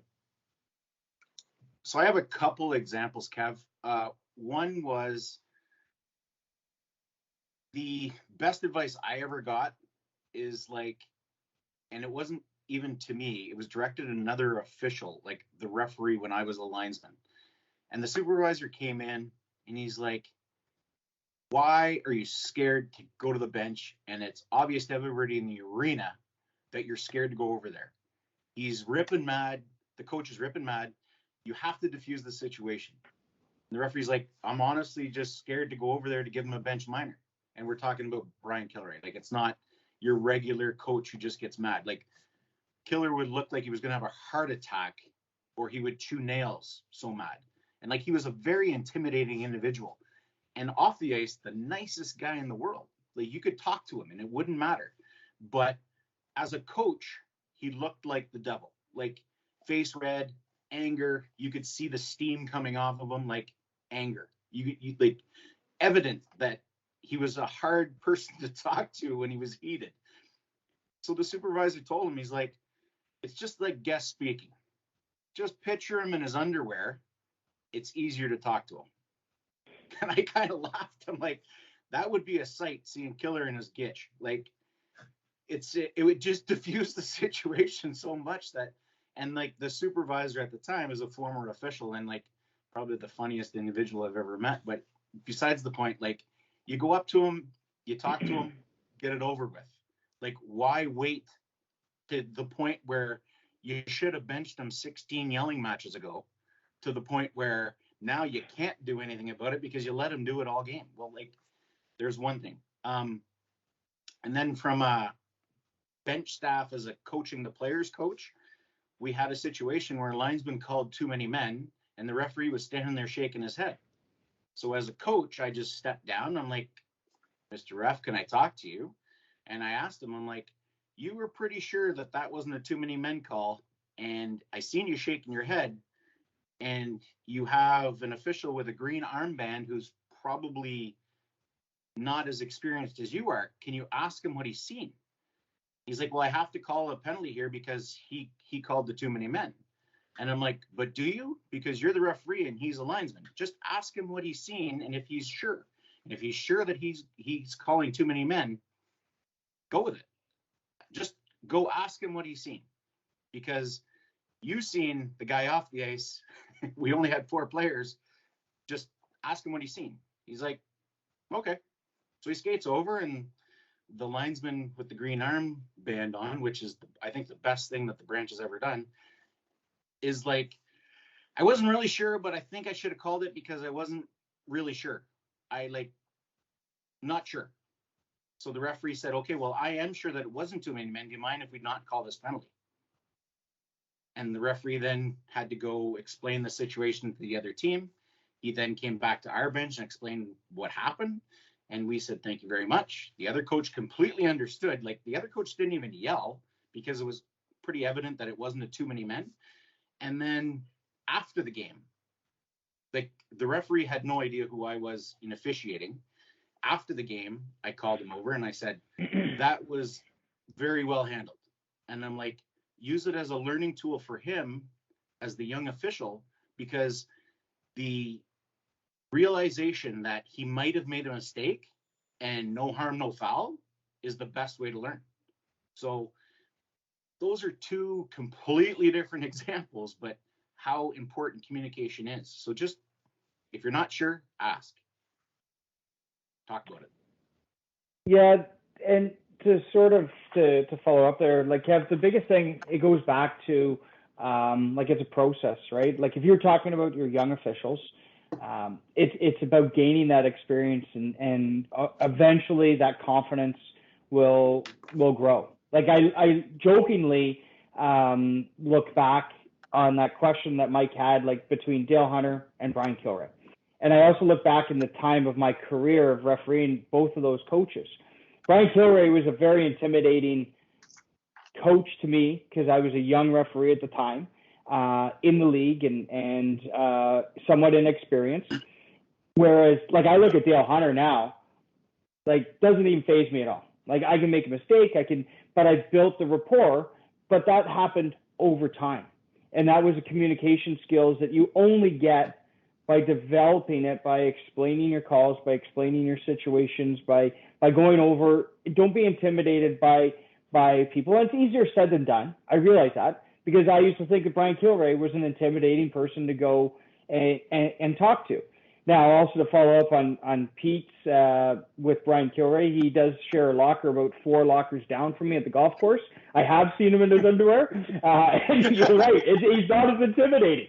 But anyways, with that said, I mean, with all due respect to him, like, it's also a different level, right? Like, for those guys, it's their jobs, they're playing on their emotions. The game has also changed from the Brian Kilray days to now the Dale Hunter days, and even to the early days of Dale Hunter. Like, he doesn't lose, like, he doesn't get as mad as he used to. And I also think that comes with his experience. He's now gotten to a point where what he says, he knows it's not going to change anything. So look at the source too of where that is coming from. If a coach is getting mad, well, maybe they don't have that experience. They're just going on pure emotion and whatnot too, right? So, but I truly think it's just by developing that skill is something that you only get by doing it. The other thing that one of the biggest pieces of advice that I was ever told was, and it was Louis Terrien who used to supervise. Kevin, you'd remember Louis, and Peter, you'd obviously remember Louis as well, right? And like, he ingrained in me to, like, be yourself. When you go out there and communicate and referee, like, don't try and be somebody else. If you're not a guy that can come up with a joke like that to a coach, like, don't try and be that guy. Like, if you're a serious person, well, like, be your own personality. Again, that only develops by building that confidence, by communicating, but don't try and be somebody else for, well, that official is a successful official and I'm going to be the funniest guy out on the ice. Well, and you're not funny. Like, don't try and be someone that you're not. And it all comes back to the experience. By doing the games, by, reacting to how you see things evolve, it doesn't matter. It doesn't matter if it's U9, U13, U18, doesn't matter. You only get that experience by doing the games. And there is no secret potion to it. Like, communication, bar none, in my opinion, is the most important thing in officiating. And part of that, though, too, is also looking at the coaches that's coming from, not to look down upon a coach and that because they're a first-year coach. Like, you treat everybody with respect, right? And we all know that. Like, treat disrespect with respect. Like, those little things are so important, but they really will help you through the process and the times where that all of a sudden you're in a situation, and in all honesty, you don't know you're in the situation until you're in it. You can replay and prepare yourself. Okay, this coach, Dale Hunter's going to get mad if I do this or do that. Well, I don't know that until it happens, right? But my experiences in the past and my communication that rapport that I've built up with Dale Hunter has led me to, you know what, when I go over to the bench, he respects me, I respect him, we can talk to each other. And that doesn't just mean that, yeah, 20-some years in the OHL. That happens at your levels. It happens at U18, right? You build that rapport and that communication and that respect with those coaches. Same as at U11, same as at U13, right, Pete? Like, you coach U13. You know the officials that have gained a little bit of your respect from their communication. And those are the officials that will always thrive. The ones that can communicate well. By all means, I really think that's the most important thing that anyone can work on. And the best thing, Kevin, like I've witnessed you do it, is show kids the proper way, right? Like, if you're a good communicator as a District 3 referee, put the younger guys with that guy. Let them learn from the guy that's doing it properly. And then in the same breath, like, keep the guys that you know are not good communicators away from the younger guys. So, like, they're not learning the bad habits of the bad communicator. So as much as you possibly can as the assigner, because, like, the assigners have a tough job too by orchestrating that. But, like, as kids are developing, like, Kevin, if you have a guy at your in your district who's, like, your top tier guy, like, he's your next kid that you're sending up the ladder. Like, you have a 16-year-old that should be doing junior hockey. Well, put him in a environment, in a game where put him in the environment where it's going to make him excel faster. Like, put him in those games where he's going to learn. He's only going to get better, or she's only going to get better by working with the better officials, working the better games, working as much hockey as they can. Like, the only way to practice communication is by communicating. The only way to get more communication is to work more hockey. So I think too, and sorry, Kevin, the other thing too, like, go back to put yourself as a coach. I mean, like, Pete, you're coach, Kevin, you coached before. All you want the referee to do is to hear you. Like, this is my, right? And as a referee, put that in your head, right? Yeah, you know what, coach, like, Kevin, you're coaching and you might be, not that you want the next call or you deserve the next call. You just want the referee to understand. And I say that all the time to coach. Yeah, you know what, Kevin, I hear what you're saying. I know, like, I'm looking for a penalty, man. Like, I'm looking for something out there, but I'm not just going to make it up. Like, but I've heard what you had to say. And yeah, you know what? And I've also acknowledged that I'm not oblivious. No, their team hasn't done anything to deserve anything. Maybe they haven't, but it's like, yeah, I can understand where you're coming from, Kevin. You know what? And I'm going to keep an eye on for it. Like, I am. I know you've gotten 3 penalties in a row, but I'm not making anything up here. But I'm going to look for something. Like, don't worry, I'm looking for it. That's it. It doesn't mean that I'm going to call a penalty. Hell, the next penalty might still be against you guys, right? Like that. But that is, I'm acknowledging your, what you have to say, and you also as the coach are like, okay, like, they're working with me. Sean's working with me on this, and that's how you build that rapport over time. And that's awesome. That's where I wanted that little extra from you guys on that. The other thing I'm going to touch. Sorry, Mike. Unless someone else has their hands up, I'm on a roll, man. I'm on a roll. Another thing you retired guy now. He has all the time in the world with Sean Reid knows me well. Sean Reid knows me well. Well, so does John, and so does Peter. The other thing you touched on, and as a referee in chief, with our younger officials, this is something that is huge. You touched on it. I want you to expand. Phones in the referee room. I want you to expand on this, because what I'm trying to do is to teach, right, work ethic, being on the ice on time, putting the work ethic in, like you guys are actually preaching. I want you to reiterate regarding this, because when you come off the ice, you only have a few minutes to do your game sheet, and do your game sheet properly. And a phone is, because all of us, we all refereed, and we didn't have a phone. We had nothing. We had to talk to each other. Well, we're in a different world right now, and I am seeing, I know other people are seeing, there's comments from District 9 coaches that sometimes the kids are on a bit late, so we're reiterating. But the phones are for emergency, a quick text to your parents, and then that's it.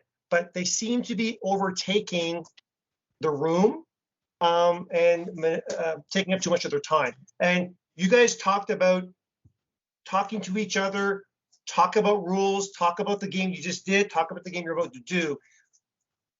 This is where we're at right now. This is where we are. This is a different stage than when you guys were. And I think it's important that young officials get this message from you guys that it's so important to be discussing rules and putting that phone away and communicating to each other. Yeah, I don't know, Kevin, the hardest part, okay, so I would give, like, when I was still on the ice, I would come into the room, like in a Junior A game, we have an intermission. So it's just like in between games for the younger officials. And the first thing the linesman would do is grab their cell phone and like just bury their head and I would lose it. I'm like, guys, we have to talk about what happened out there because there's a couple things you got to work on. And there was a couple things that were missed by somebody, like could be me. Like, what did you see on that? And I would always start off like as soon as we got into the room with a question so that they couldn't go to their phone to get on it. Because like the kids these days are like their phone is their life. Like there is no, like it's almost like an addiction to the point where they have to be on it because that's what they do. They could sit in the room, there could be 10 people in the room and all 10 of them are on their phone. Like not one of them is talking to another. So it's like a completely different generation than how we grew up because there was no cell phones.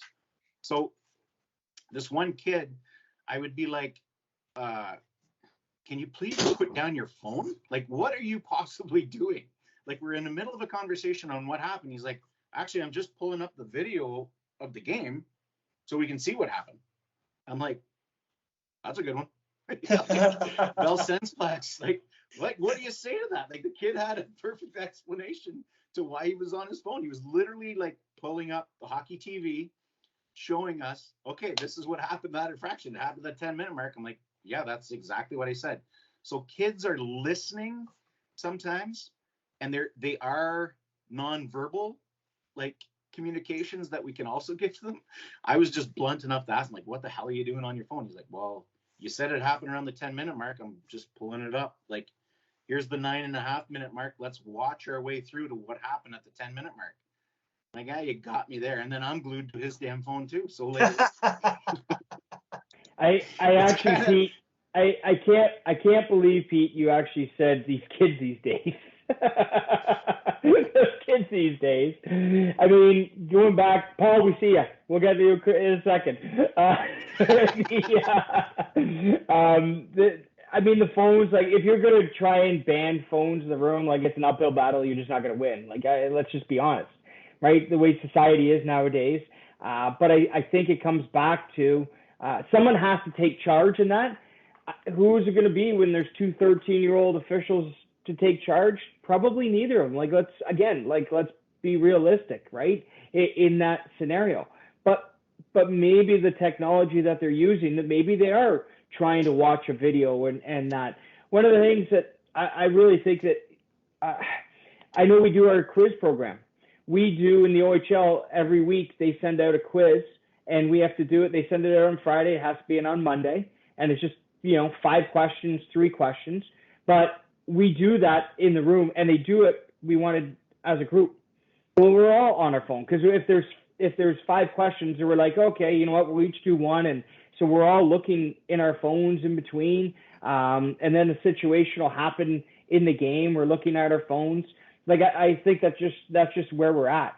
But again, that doesn't excuse the fact, like, no, you can't be late to get on the ice. You're getting paid to do a job.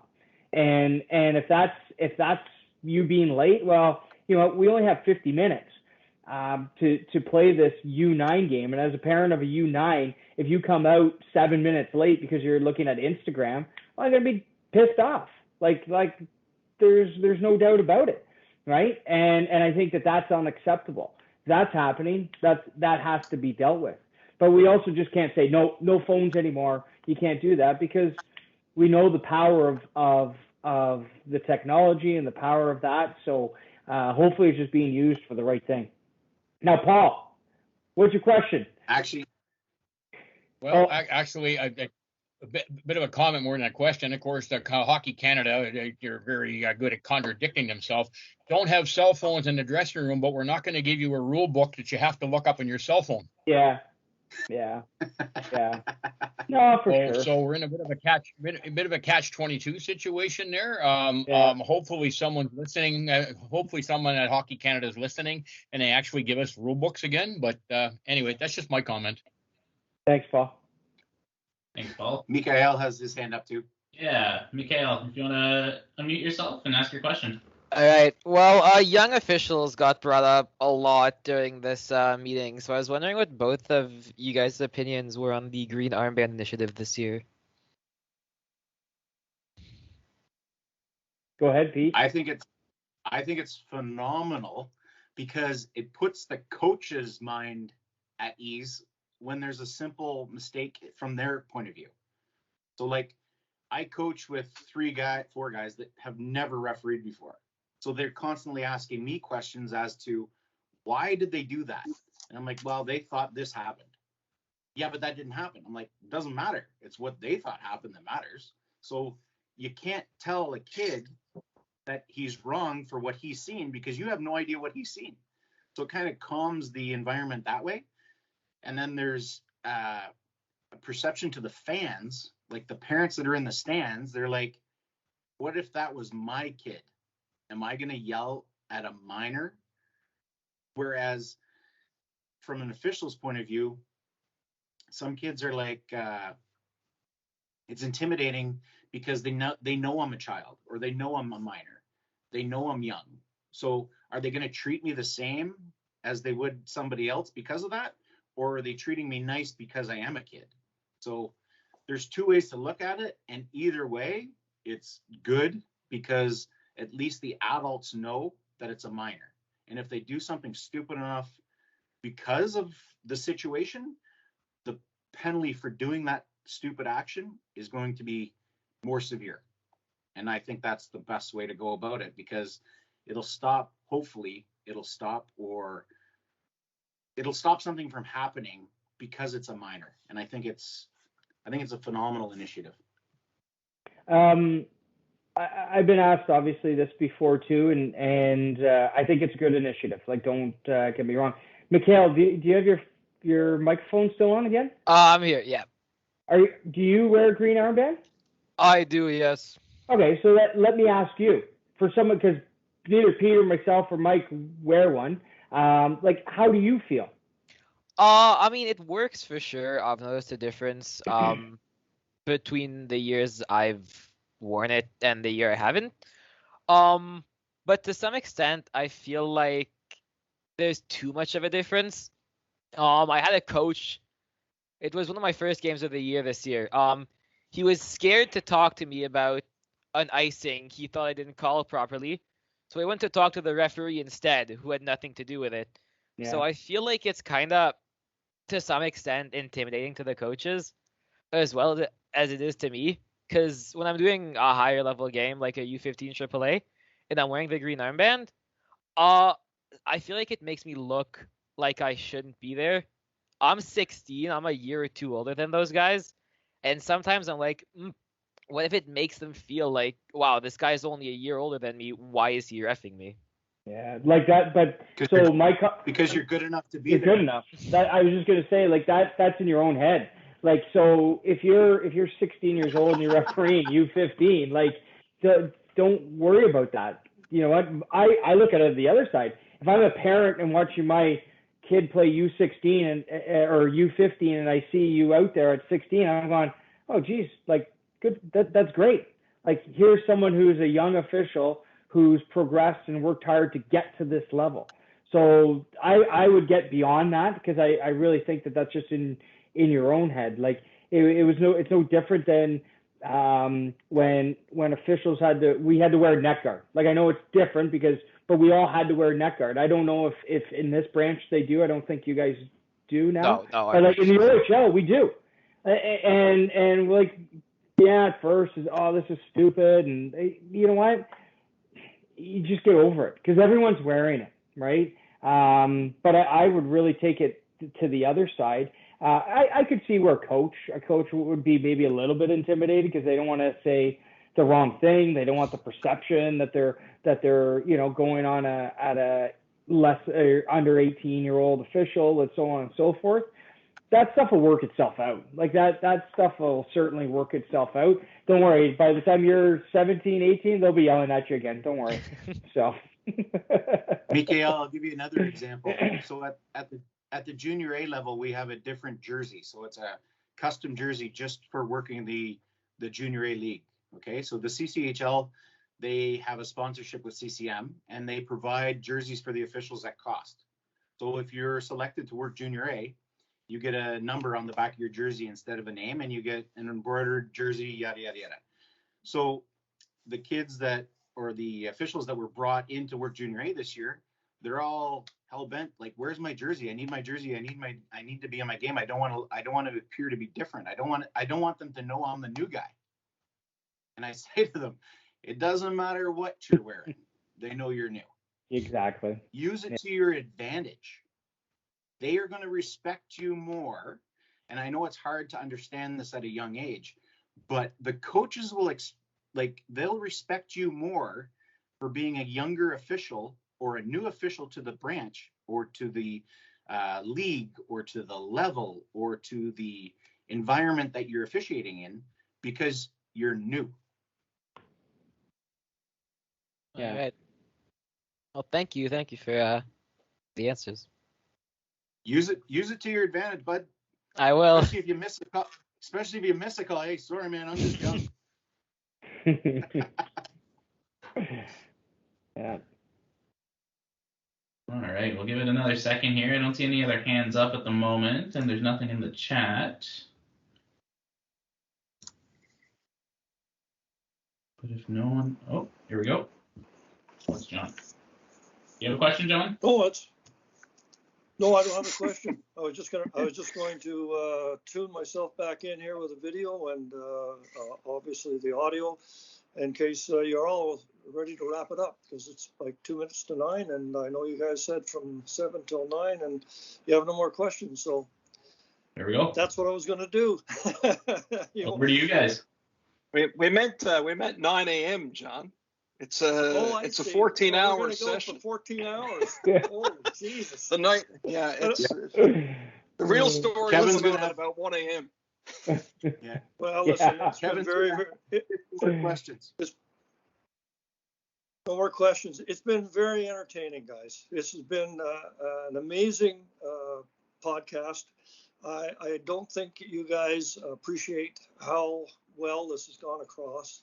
Both of you are far too humble to stand up and say, hey, look at me, who am I? But I'm telling you, the experience and the knowledge that you guys together is just an amazing job. So, Mike, I appreciate what you've done, pulled this together. Sean, I also want to acknowledge that you've done a great job in helping out and having this brought onto the website. But both of you guys have tremendous experience, Sean and Peter. Obviously, you enjoy the game of hockey so much, and that's appreciated. The points I want to emphasize right now tonight as the referee in chief for the branch is... Wait, there is only a minute left in this, okay? Okay, 1 minute. No, it is 9 o'clock. It's done. I just want to acknowledge that you guys have acknowledged, I wanted to say you guys have acknowledged rule knowledge, so important. And for all young guys out there that are listening or want to take it in later, understand rule knowledge is paramount to knowing that you're not going to be like a deer in headlights out there. The second thing is your communication skills are second to none. Both you guys have shown that. And that's so important to understand that communication is so important. And finally, you never know who's watching. You never know who's in the stands and is watching. And so that is so important for you guys to realize. Do every game that the best you can. It's the only game you're doing that night. So thank you so much for taking the time off this evening. Much appreciated. And it has been indeed a great evening. Thank you. Thanks for having us. Great job, guys. Great job. Well done. Thanks, everybody. Yep. Kevin, you're going to have to ask the rest of your questions at the rink.